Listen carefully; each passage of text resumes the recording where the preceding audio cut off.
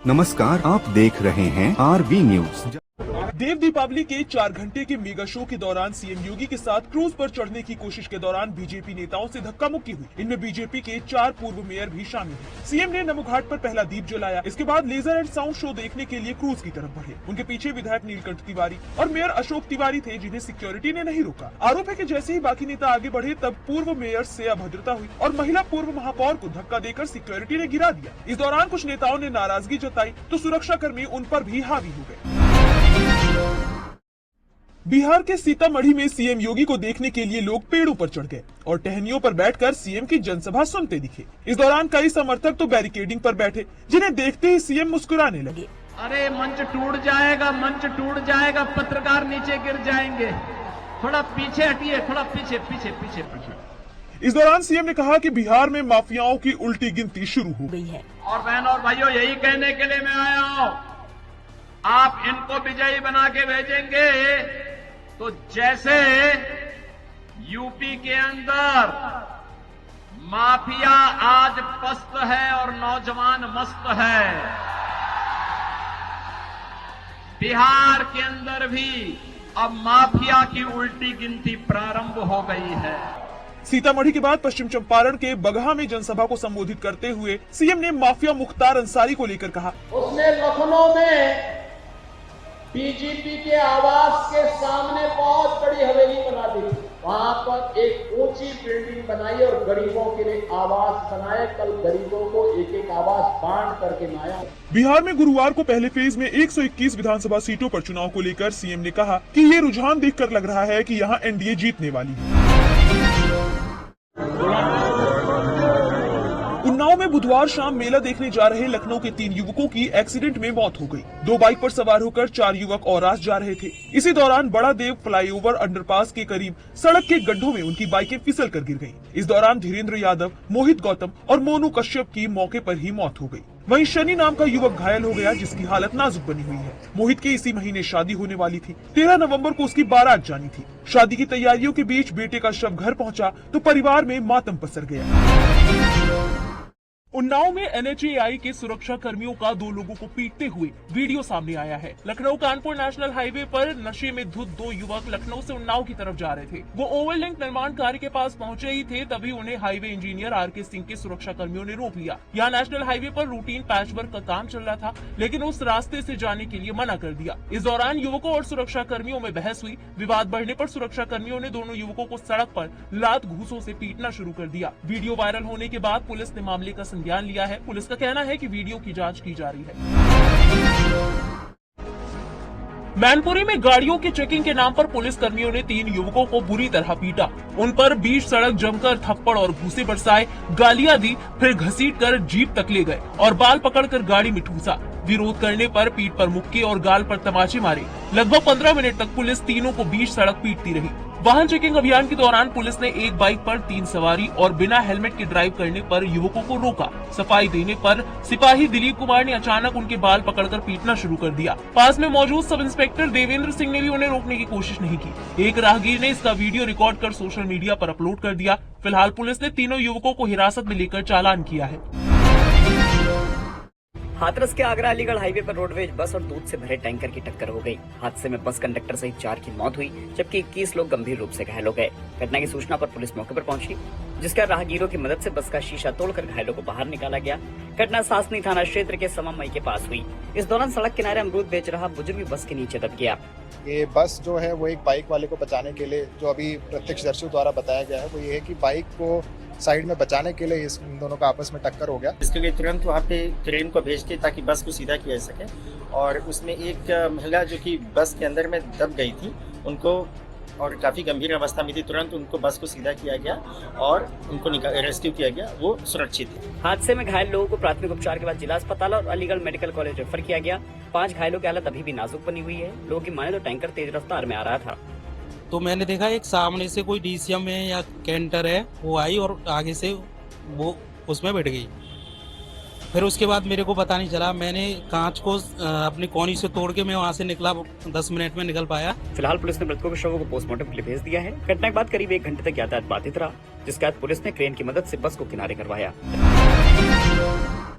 उन्नाव में गुरुवार को एक युवक की पीट कर हत्या कर दी गई। उसे पिलर से बांधकर इतना पीटा गया कि वो बेसुध हो गया। जिसके बाद गांव वालों ने बीच बचाव किया और पुलिस को सूचना दी। आनंद फानन में युवक नरेंद्र को अस्पताल ले जाया गया, जहां डॉक्टर ने उसे मृत घोषित कर दिया। बताया जा रहा है कि युवक का अपने साले की पत्नी से अफेयर चल रहा था। महिला घर वालों ने उससे बात करने के बहाने बुलाया और पकड़कर लाठी डंडों से बेरहमी से पीटा। दारू पिए रहे, भौजाई हमारे आदमी करा कैसे क्या मारते थे? ये दारू पी के गाली दिए ना, वही पंचे मारा है मार के बाद।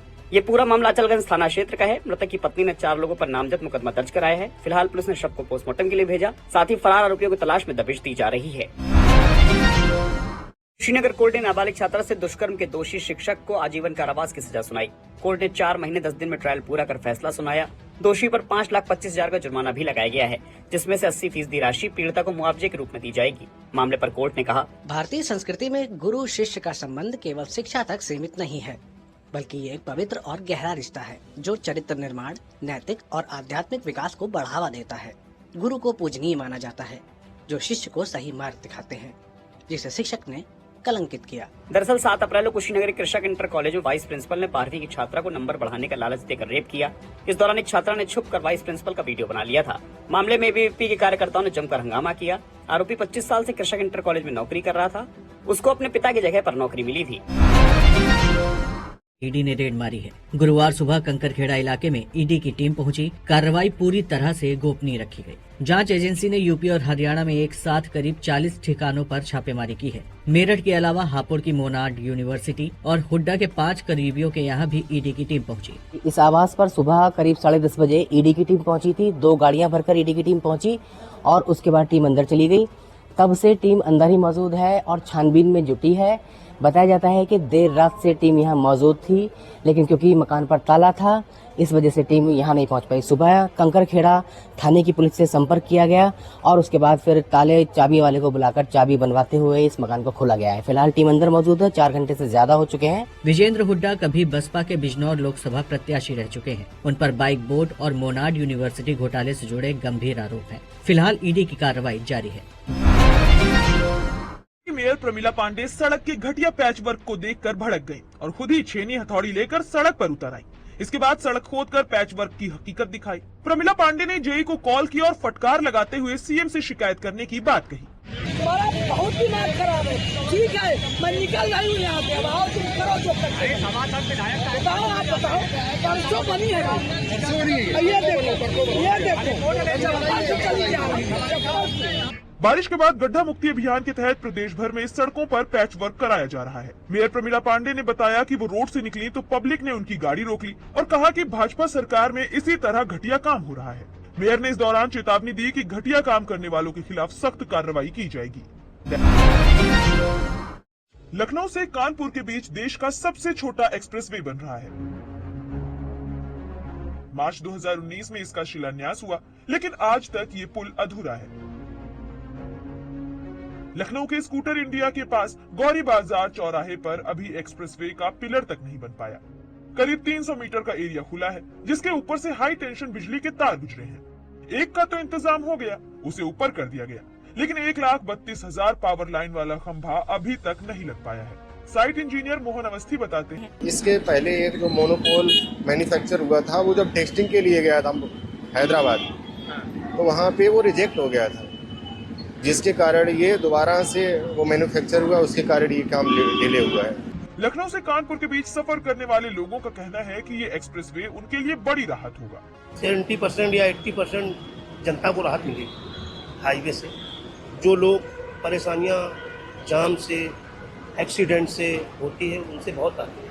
हाँ, राहत तो मतलब मिलेगी, मतलब जैसे भीड़ भाड़ कम होगी, थोड़ा तो ट्रैफिक कम होगा, तो इसलिए थोड़ा राहत मिलेगी। हालांकि कुछ दुकानदारों का कहना है कि इससे उनका नुकसान होगा। वैसे हमारे हिसाब से देखा जाए तो हमारा तो नुकसान हुआ है। यहाँ लाइन से तकरीबन 20 से 22 दुकानें थी, मार्केट पूरी थी, और पूरी मार्केट ध्वस्त हो गई, तो बहुत से लोग बेरोजगार हो गए। 63 किलोमीटर लंबा एक्सप्रेसवे 4700 करोड़ रुपए की लागत से बन रहा है, जो लखनऊ के 11 और उन्नाव के 31 गाँव से होकर गुजरेगा। NHAI के नेतृत्व में PNC इंफ्राटेक एक्सप्रेसवे इसे बना रहा है। 18 किलोमीटर एक्सप्रेसवे नेशनल हाईवे 27 के ऊपर से गुजरेगा। एक्सप्रेसवे का 45 किलोमीटर का हिस्सा उन्नाव में ग्रीनफील्ड पर बन रहा है। नेशनल हाईवे पर एलिवेटेड हिस्सा 4 लेन, ग्रीनफील्ड पर 6 लेन होगा। भविष्य में इसे 8 लेन किया जा सकेगा। 4 लेन पर अधिकतम स्पीड 80 किलोमीटर प्रति घंटे की होगी, जबकि 6 लेन पर 120 की रफ्तार में चल सकेंगे। एक्सप्रेसवे में 3 बड़े पुल, 28 छोटे पुल, 38 अंडरपास और 6 फ्लाईओवर बनाए जा रहे हैं। 90% काम पूरा हो गया है। एक्सप्रेसवे चालू होने के बाद लखनऊ से कानपुर की दूरी 1 से 1.5 घंटे में तय होने का अनुमान है, जिसमें फिलहाल 2 से 2.5 घंटे लगते हैं। जून 2025 में इसे कंप्लीट हो जाना था, लेकिन कुछ कानूनी कार्रवाई और मुकदमों के चक्कर में ये उस वक्त नहीं पूरा हो पाया है, लेकिन अब अनुमान है कि दिसंबर में इसे पूरा कर लिया जाएगा।